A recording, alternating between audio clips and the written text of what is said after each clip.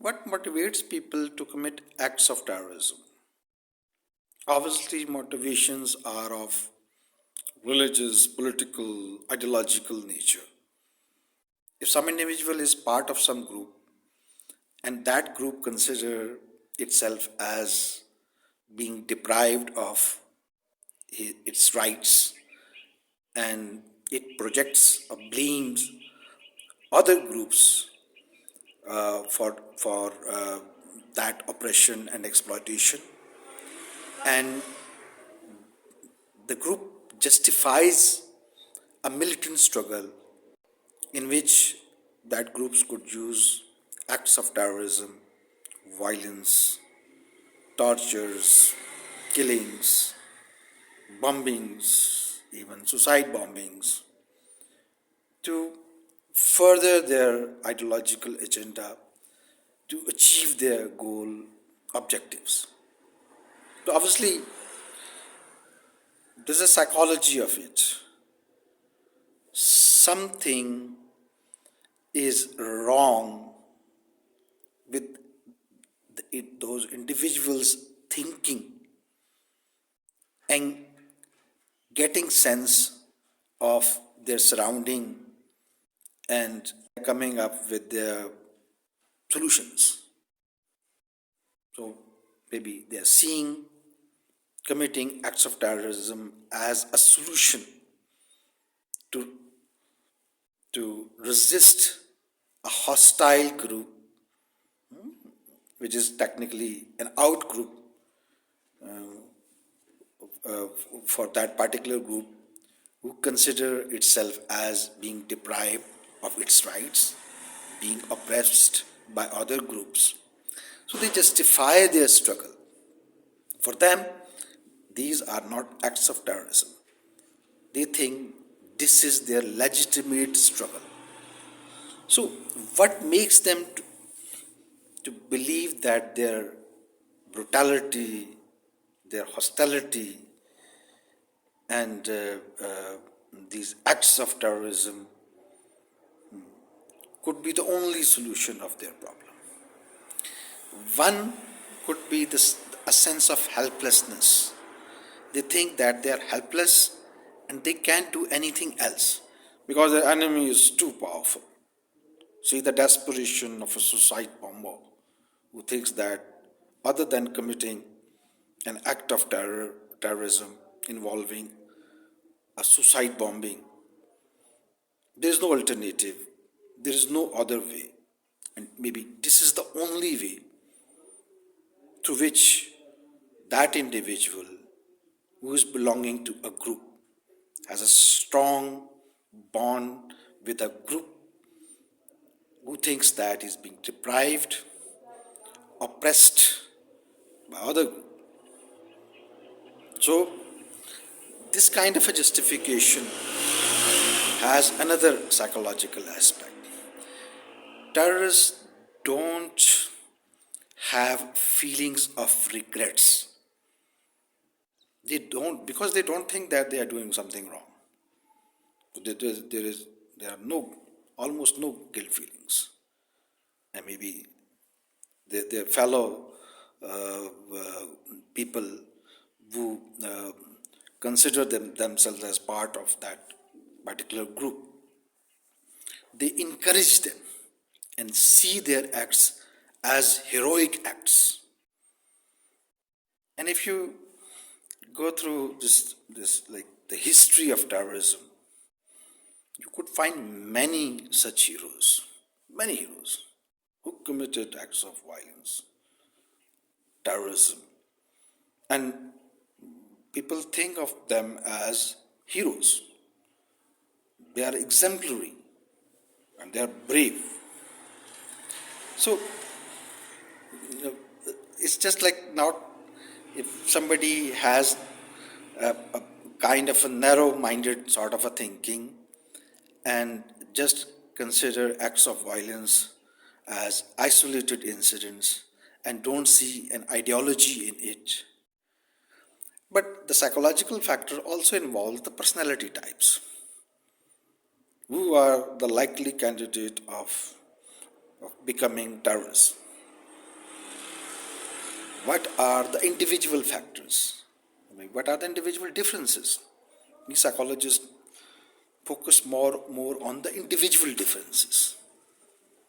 Some could become terrorists, some even being oppressed, even being deprived of their rights, they will not commit acts of terrorism. One factor I just mentioned, that is like feelings of helplessness. There could be other factors. People are extremist in their opinions about their social position in a society, but being an extremist, having extremist view, does not necessarily lead people to commit acts of terrorism. That's why we differentiate between violent extremism and non-violent extremism. Violent means where acts of, obviously, terrorism or violence are involved. And non-violent means the person is extremist in their opinions, but they are not committing acts of terrorism or acts of violence. So, obviously, some infrastructure is required. If somebody want to commit acts of terrorism, obviously that requires certain skills. Use of a gun, use of explosives, use of other means, such means. Even now, these days, ISIS are committing acts like driving some motor vehicle and striking people with it and causing casualties. So, even then, there's some infrastructure is required and some group belongingness is required. And that has something to do with the, obviously, some organized structure. So, if a person is an extremist in his or her opinions, but there is no infrastructure available, there is no monetary support is available, there is no technical support is available, there is no even, like, see, in case of like some psychological support is available, maybe the people will not go for committing acts of terrorism. So education has to do a lot with it. So worldwide, like the organizations, the states especially, who are like running kind of rehabilitation programs for the militants or the terrorists or the people who have extremist opinions. They know that uh, uh, going for like committing acts of terrorism is a long way. It requires consistency. Obviously, like the courage also. That's what it makes, makes it heroic in a way. So there are always people who reinforce these individuals, and encourage them to go for committing such heinous crimes such as terrorism. There's a lot of theories in psychology which explains human personality, the trait theory. So, what traits are involved? And there's a general debate about whether terrorists are psychologically suffering from, like they're suffering from some psychological disorder or not. This is a like general debate. And I just mentioned that they have no guilt feelings, and they're perfectly satisfied with their even with their lives. This is a misconception that the people who are like committing acts of terrorism, they are frustrated, they have some issues with their families and all that. So maybe a college dropout, or maybe somebody who has some parent issues with the parents, somebody's marital life is not okay.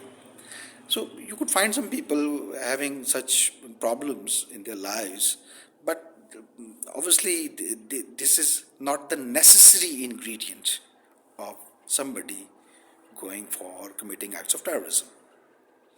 So these things are important, but it is not a necessity, see. So the ideological part is more uh, important, and obviously the radicalization part, and obviously the sense of belongingness with the group. And there's a problem